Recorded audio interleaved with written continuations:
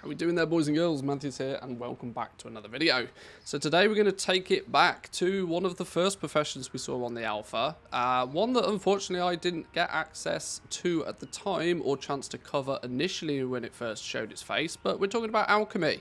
Alchemy is a very, very common profession. Not only is it a common profession for people who actually engage in endgame content, things like alchemy mastery, increasing your duration of flasks is always a plus, but it's always a firm favourite with gold makers as well. Making potions, making flasks, making consumables for people is, you know, it's hot business, or at least it is for the most part. So let's take a little bit of a look at alchemy today and see what we can expect from Dragonflight. We spent a little bit of time on stream today, shameless promo time, twitch.tv/Manthieus if you want to watch us do this sort of stuff live. But we spent a little bit of time today on stream, leveling it up, testing a few bits and pieces, seeing how it feels, and it seems pretty good. I think overall I would say alchemy is certainly one of the better professions that we've seen so far. There's a couple of little mechanics within alchemy that I think are really quite cool and quite interesting. To begin with, though, let's take a quick look at the herbs that you're going to be using. You can see the quality system is showcased on the tooltips for the items, and the icons are in the top corner. Quality is going to play a big part with alchemy. The belief is usually that people are going to want the best potions, the best flasks, the best, consumables to do the most damage, to do the most healing, to, mitigate the most damage. Which means that quality is going to play a big part in it, not only from the material standpoint, but also the items that you're crafting. If you are making regular potions, potions can have one of 3 tiers of quality, and of course if you are able to craft the top tier quality ones, you're likely to be able to charge the highest price for them. Leveling it is pretty straightforward, pretty simplistic, very similar to how you would expect most alchemy leveling to go. You craft a bunch of basic stuff and that allows you to unlock other stuff. The main difference though is going to be this experimentation. Experimentation is taking it back to the old school ways of discovery. You start off with basic vial experimentation. We don't have flasks anymore, we have vials which have half the duration, but you can stack 2 of them. An interesting little twist, I suppose. But we have 2 ways of learning new stuff after you've picked up the very basics. Your potion experimentation and your vial experimentation.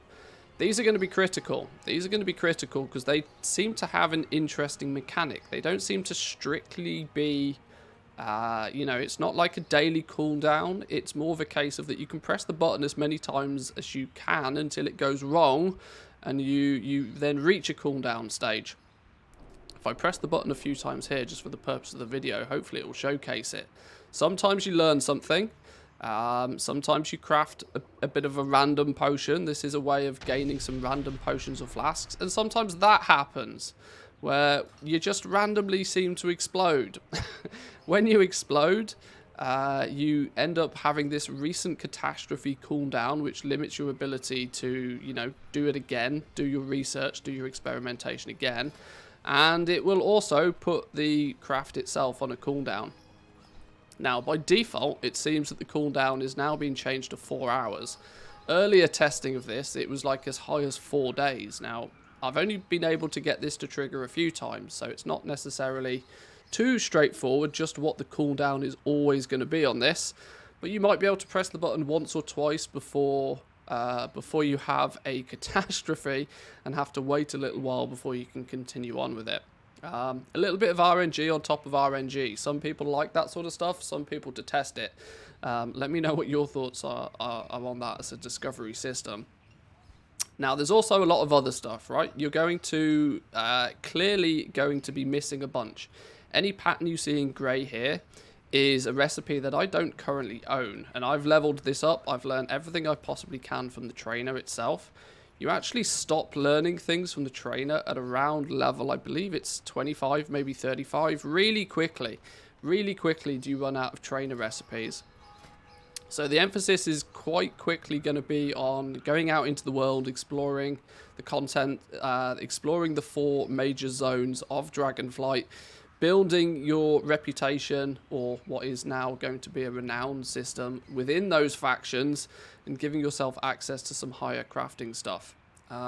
If I just for the moment untick this one, so you can see just from the trainer alone and from doing a few little bits of experimentation here and there, as you can see, you don't get much choice. You're not actually acquiring much. I've pressed the discovery button a fair few times, and the amount of actual recipes that you get is quite small.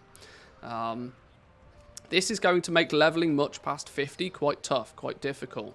You are going to have to start crafting some remarkably expensive things, or unlocking the advanced experimentation. Your advanced experimentation comes through your spec trees.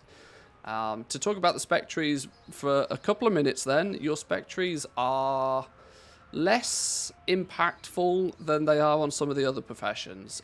It seems pretty obvious what they do. Potion mastery makes you better at making potions.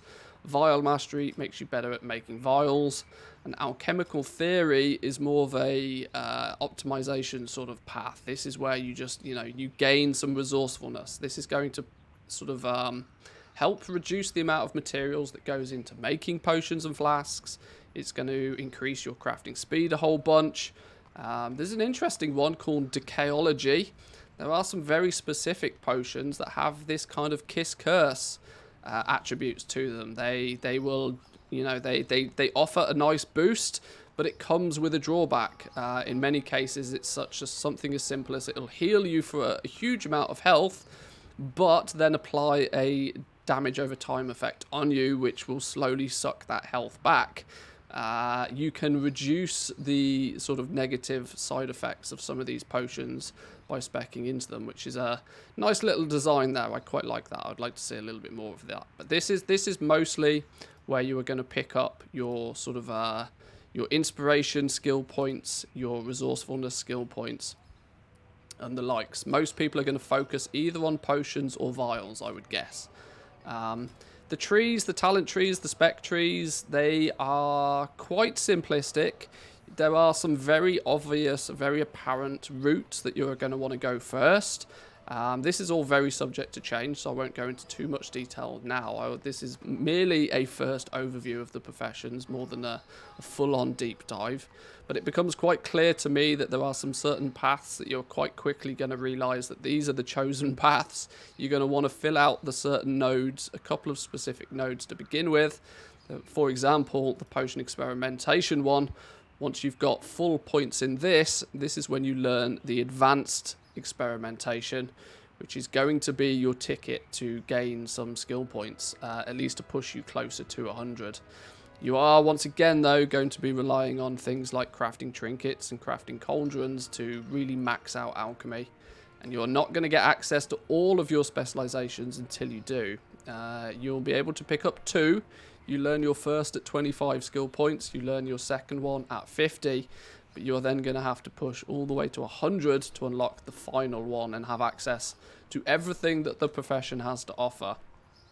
Now, what we do understand already is that there is going to be quite a lot of, I guess time gating is technically the right word, but you're going to be limited with your alchemy knowledge. You're going to gather knowledge on a daily, weekly basis via playing the game.